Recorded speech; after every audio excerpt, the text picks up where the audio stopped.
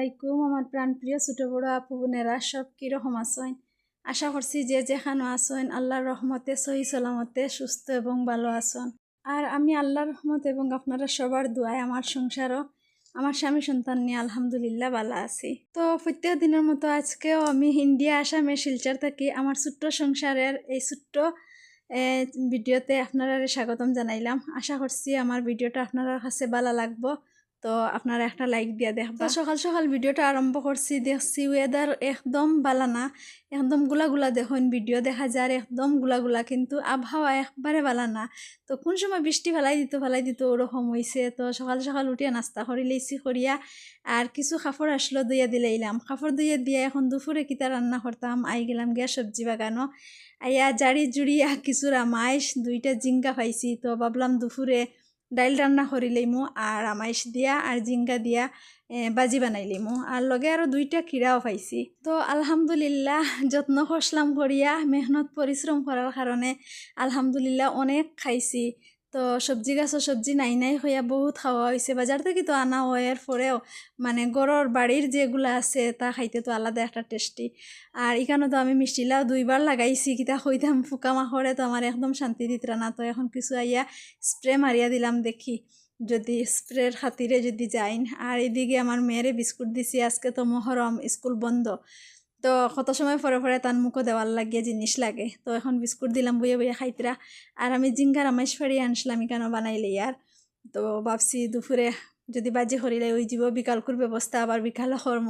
তো আমরা এই টুনাটুনির সংসার আমরা আলহামদুলিল্লাহ মোটামুটি খাইয়া যাই। আর তো যে সময় বাজারও যাওয়া যান না বা বাজার থেকে কিছু আনলে খাওয়া যায় না, তখন আলহামদুলিল্লাহ আমার পরিশ্রমর আমরা দুইজনে বাড়িত পরিশ্রম করি, তো পরিশ্রমর ফল দিয়ে আলহামদুলিল্লাহ আমরা চলিয়া যায় গিয়া খুব বেশি ভালো মতে চলে। যতই বেটা মানুষে বাজার থাকিয়া মাছ মাংস সবজি আনা হোক না খানে, বাড়ির যদি মেয়েরা মানে আমরা বউরা পরিশ্রম করি তো খুব বেশি ভালো হয়। কোনো সময় মানে যদি কোনো টেকা পড়ে আর কি, কোনো অভাব অনটন ধরে কোনো অসুবিধা পড়ে তো বাড়ির থাকিয়া বহুত সাহায্য পাওয়া যায়। তো ভাল লাগে আমার কাছে, যার কারণে আমি বইয়া থাকি না, আমার সংসারের কাজ আমার ফাঁকে দিয়ে আমি যা পারি বাড়ির টুকিটাকি আমি মেহনত করি পরিশ্রম করি। তো এর ফাঁকে দিয়ে আমি জিঙ্গা বানাইয়া জিঙ্গা বাজিও করি লেছি, ডাইল রান্নাও করছি, ভাত রান্নাও করি লেছি করিয়া। এখন খুব বেশি রৌদ্র উঠছে, তো রৌদ্র দেখার পরে আর স্নান করবার গোসল করবার ইচ্ছা করে না। আর খানিও এখনও খাইছি না, ভাবলাম আরও কিছু খাজুজ করিলাই আর গরম লাগে তো পরে স্নান করমু। তো পরে স্নান করমু কইয়া তো আর কোনো স্নান করা হয়েছে না। আর আরও অনেক কাজ করছি, সামনের দিকে বেজান কাজ করছি। তো এইদিকে মিস্ত্রি হলে কাজ করা হিসাবে ভিডিও করতে পারছি না, কারণ আমরা তো গ্রামের মানুষ বুধ ফাইতরা কত জায়গাত যাইবা মিস্ত্রি হলে গিয়া হইবা অমুক জায়গাত খাম ফসলাম দেখছি লাগা বাড়ি লাগা গরুর বেটি খালি ভিডিও করে, তো কত আছে নানি কথা, তো ভালো লাগে না। যার কারণে আর এই এলাকার যদি এরকম ব্লগ ভিডিও সবে বানাইতা করতা তাইলে তো সাহস থাকতো। তো ফাঁকে দিয়া কইলাম এখন কিছু ফুটকুরি মানে কচু শাক গুটাই দেই। তে রাত্রে মাছ আছে, কইসলাম আমার মাছ বোনা করতাম বিকালে, তো আমি ভাবলাম মাছ বোনা করমু আর লগে কচু শাক গুটাইলাই ফুটকুরি বানাইলিমু ফরাসের বিচি দিয়া। তো রৌদ্র উঠছে দেখে খুব বেশি ভালো লাগছে। আর কই কেন কচু উঠাইলাই আর জায়গা পরিষ্কার হইলে জিঙ্গা লাগাইতাম, আবার গুড় করতাম ওখানোর মাঝে। তো যখন কচু উঠাই লিছি তো ভাবলাম একবারে বানাইলাই, তো খাটিয়া কাটাকুটি করিয়া আর একবারে আবার গড় দরজা আবার ঝাড়ু উড়ু দিয়া আর একবারে স্নান করিলাইমু। তো কেন আমি আই গেছি গিয়া কচু কাটাত।